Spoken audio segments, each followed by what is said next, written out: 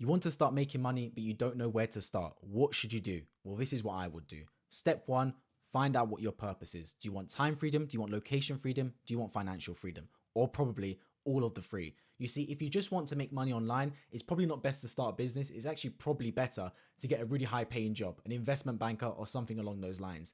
The problem is, something like investment banking is very stress inducing. You're working on someone else's timeline, you're in the office early hours, staying late at night, and you're stuck in one location. I assume most people here still want the freedom to be able to do their own thing and work on their hours. Therefore, you probably need a business. And this is where the other two aspects come in, the location freedom and the time freedom, because they are super important.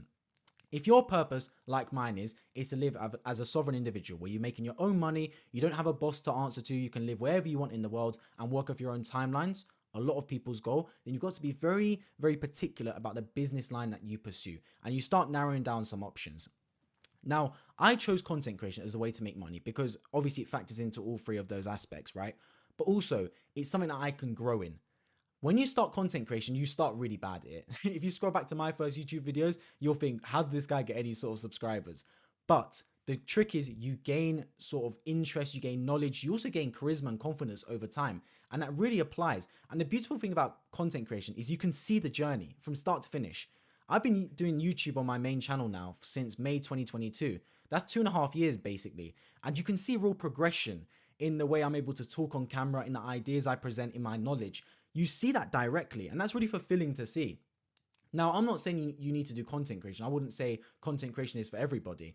But I say that because that's actually meaningful to me and it's purposeful and I feel happy doing it every single day. You need to find something, first and foremost, that brings you some sort of joy.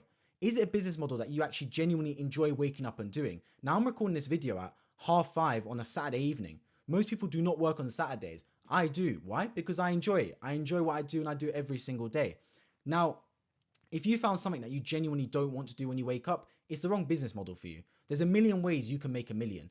Just because someone said it's the best way to do it is not an excuse for you to try doing it. Wake up and feel pretty much devastated that you have to wake up and work today. That should not be your mentality. People view work as something that they don't want to do. Why? I love working. I love working on my business, on my passions. It's actually something positive. It's one of the best parts of my day. And if you're waking up and you don't feel that way, you're probably in the wrong business line. Now that's one way of looking at it, your enjoyment, your passions. Another way is actually looking at the skill set you have. Everyone has some sort of unfair advantage. Now, when I got into personal branding and content creation, my unfair advantage was knowing social media algorithms, in particular, knowing TikTok algorithms, because previously, when I was still a teenager, I was growing faceless theme pages on TikTok, growing my most successful one to over 500,000 followers. And what that meant is that when I posted on YouTube, I had an angle to go at. I could teach people how to grow on social media. Now, if you're posting on YouTube or on TikTok or on Instagram and you've not got anything to give, that's a problem. Now, you can do it from a documenting standpoint where you be open and honest and say, look, I've got no skills here, but I'm going to take you guys along on my journey. But if you're not doing that, giving knowledge, you won't get anywhere. And this is the funny thing, right? Because you could be grinding on YouTube for 2, 3, 4 years. But if someone had a bunch of knowledge and started posting, they can overtake you in 1 month because their content was more useful than your 4 years of yapping, if that makes sense. And it's happened to me. I've had most of my growth in 2024 because that's where I had most of my knowledge, even though I started my YouTube channel back in 2022. If I knew what I knew now, I probably would have waited and started it early 2023 because I had far more knowledge at that standpoint. So my YouTube videos actually came with more value for the user, and hence more people subscribed and watched my content. So ask yourself, where is your unfair advantage? Now, if you've got a friend or a colleague or you've got a sibling or anyone that's in another field, it could be copyright, it could be SMMA, that's an unfair advantage for you because you know someone in the space already that you can learn off of. Everyone knows that mentors are super important, but if you can't get a mentor, at least get some kind of experience there. My first ever job was actually working at a social media marketing agency. My family friend, I worked under her for 2 months during the summer. That was some experience in social media. Got me a little bit interested in what the social media world does and how you can actually leverage it to make money online. And you should be able to do the same thing. Whatever field it is, it honestly does not matter, whatever field. But start with actually trying to find people or colleagues or friends, relatives. Look around you. Someone must do something that you look at and get inspired from. Someone on this planet. You can't tell me everyone you look around is doing nothing. Someone. And if you can't find anyone within your circle, look online. There's plenty of online personalities that you can draw inspiration from. What was their path? Study. What did they do? What were the mistakes they made? What were the right moves they did? And see if you can map out a similar path for yourself. Take advice from people you want to turn out like. Don't take advice from someone you don't want to turn out like. I mean, that's common sense, right? So if you found your purpose, or not necessarily purpose, but if you found something you enjoy doing and you've started to map out, you see people around you and you go, you know what, this is the type of person I want to be like, this is the type of route I want to go down. Now you're starting to formulate what sort of path you need to take. And once you start to formulate the path you need to take, the first step is just starting. And starting and not being afraid to fail, because you will fail. Absolutely, you will fail. And if you're not failing, I'd be very worried. I'm actually happier if you start something and fail straight away, because you need to learn how to bounce back very, very quickly. As I said, the first way I made money online was through faceless TikTok pages. But what a lot of people may know is my faceless TikTok page is my most successful one that reached over 500,000 followers in just 6 months. It got banned for unoriginal content and I lost everything. The whole account got banned. All the income streams derived from that account got banned.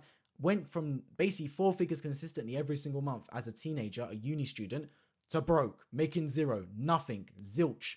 That was a wake-up call, but it was a powerful wake-up call, because it taught me lessons. It taught me that I need to overcome obstacles and I can't let that define me. Now, equally for you, if you're trying to sign clients for your social media marketing agency and it's not going very well, good. Good if it's not going well, because that is the resilience. That is the battles you need to overcome. I think Iman Gadzhi was the one with his social media marketing agency that signed his first client and then 7 months later signed his second client. So for 7 months straight, he was doing work on a minimum retainer, maybe like 500, 600 quid a month, something like that, I assume. And that's not enough for anyone to live off or quit their job for. So if you're having a lot of struggles early on, that's important, because every struggle you get and every struggle you then overcome, if you do choose to overcome it, will get you closer to your goal. And that means next time you see some sort of obstacle, you're thinking, this again, I went through that 50 times. I'll do it one more time. So you've got to be able to withstand when the troubles come, and withstand importantly when the troubles come, because they will come, and the more they come, the better, because that's another goal that you can overcome. And you want it to come when you're younger, not when you're older. Not when you're already established, you've got families and kids, because then you're worried. If you've never had any problems in your life, and then a crap ton of them come at once, you're not a very strong man. You're not a resilient man, or you're not a resilient woman or strong woman, because you've not had to overcome any problems along the way. If you've already overcome problems when you're younger in your life, then you're sitting there and you're thinking, I've done this before. I've done this a million times before. I know exactly what I am doing. So embrace the problems, embrace the challenges, be disciplined and be consistent, because that is what gets you through the hard moments. Everything's exponential, right? That first 1,000 is the hardest. Then the 10,000, then it all comes, it starts flowing. When you learn, well, athletes, when they learn how to race, right, the 100 meters, everyone focuses on the start, getting off the grid. How fast can you get off the starting plates? As no one practices how to finish the race. No one practices how to get past the finish line. Yeah, you can lean forward a little bit, but the most important part is the start. Can we nail the start of that race? It's the same here for business.